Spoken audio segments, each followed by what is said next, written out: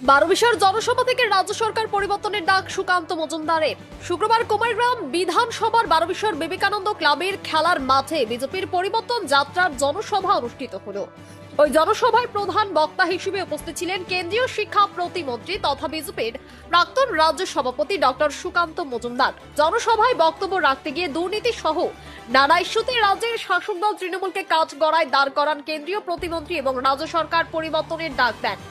গরু পাচার, বালিপাথর পাচার নিয়ে তৃণমূলকে এক হাত দেন তিনি। এদিন বিজেপির পরিবর্তন যাত্রার রথে চেপে জনসভাস্থলে আসে সুকান্ত মজুমদার সহ বিজেপির অন্যান্য নেতৃত্ব।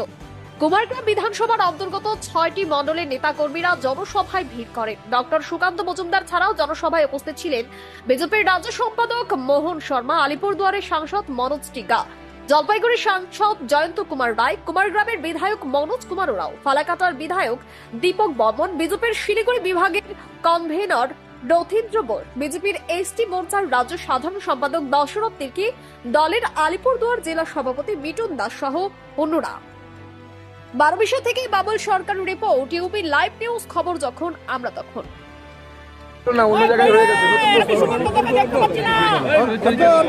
এই আমি এখানে চলো শুরু করো।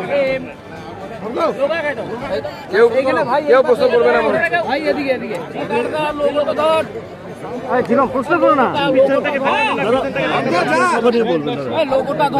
আজকের পরিবর্তন সভায় আমাদের এই কুমারগ্রাম বিধানসভা, এই কুমারগ্রাম বিধানসভাতে যে পরিমাণ লোক হয়েছে তা স্পষ্ট বলে দিচ্ছে যে আগামী দিনেও কুমারগ্রাম বিধানসভা শুধু নয়, 5-এ 5 আবার এই উত্তরবঙ্গের এই জেলা অর্থাৎ আলিপুরদুয়ার জেলা, যার সাংগঠনিক জেলা আমাদের, সেই সাংগঠনিক জেলা 5 গোল তৃণমূল কংগ্রেসকে আমরা।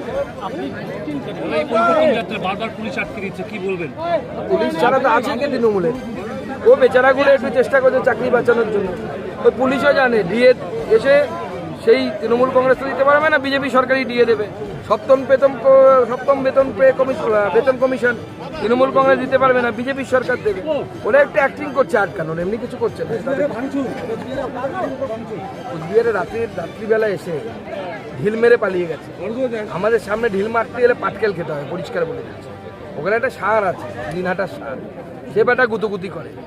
পাগল সার, ঠিক নেই দাদা। আগামীকাল কমিশনে ফুল বেঞ্চ বাংলায় আসছে, অধীর বলছে 60 লাখ ভোটার বাদ দিয়ে ভোট নয়। দেখুন, বিভিন্ন রাজনৈতিক দল তাদের দাবি দাবা করছে। আমরা তো বরাবরই বলেছি একটাই কথা, সমস্ত নাগরিকের নাম ভোটার লিস্টে থাকতে হবে, এসআইআর কমপ্লিট করতে হবে, এসআইআর কমপ্লিট করে ভোট হবে। সমস্ত নাগরিকের নাম ভোটার লিস্টে থাকবে, নাগরিক নয় যারা তাদের নাম ভোটার লিস্টে থাকবে, একদম স্পষ্ট আমাদের। কোনো অসুবিধা নেই, প্র্যাকটিস করছে, বললামই তো আমার ভাষণে। উনি বিরোধী নির্বাচন কমিশন বলবে, আমি তো অথরিটি নই বলার। নির্বাচন কমিশন দেখে বলবেন, এবং এখন তো জুডিশিয়াল ম্যাজিস্ট্রেটদেরকে দায়িত্ব দেওয়া হয়েছে সুপ্রিম কোর্টের তরফ থেকে, তারা ঠিক করে বলবেন কে ভোটার কে ভোটার না। দাদা, কামারহাটিতে এক বিএলও, তার নাম বিচারাধীন, তিনি মুখ্যমন্ত্রী তার সঙ্গে দেখা করতে চাইছে। দেখুন, বিএলওর নাম বিচারাধীন হতে পারে না, এরকম কোনো গ্যারান্টি আছে কি? আমি আমার জেলায় জানি বহু বিএলও যারা বাংলাদেশ থেকে এসে যারা চাকরি পেয়েছে, আসে আমাদের এই রাজ্যে, কারণ ওখানে বাংলাদেশে থাকতে পারেন না। আমার প্রচুর বন্ধু বান্ধব আছে যারা বাংলাদেশ থেকে এসে এপারে থাকতে বাধ্য হয়েছে, তারা বাংলাদেশে থাকতে পারেন, তারা এখন নাগরিক হয়ে গেছেন এখানকার। কিন্তু এটা বাস্তবিকতা, এরকম প্রচুর হয়। বিজেপিকে ভয় পাচ্ছে বলে তো এত আক্রমণ। দেখুন, সেই গাছেই লোকে ঢিল মারে যে গাছে ফল হয়, আর ফল খেতেও ভালো হয়। যে গাছে ফল হয় না, মাকাল ফল, অভিষেক ব্যানার্জির মতো, সেখানে কেউ ঢিল মারবে? সেখানে কেউ ঢিল মারবে? দাদা, এর আগে বিভিন্ন যাত্রা হয়েছে।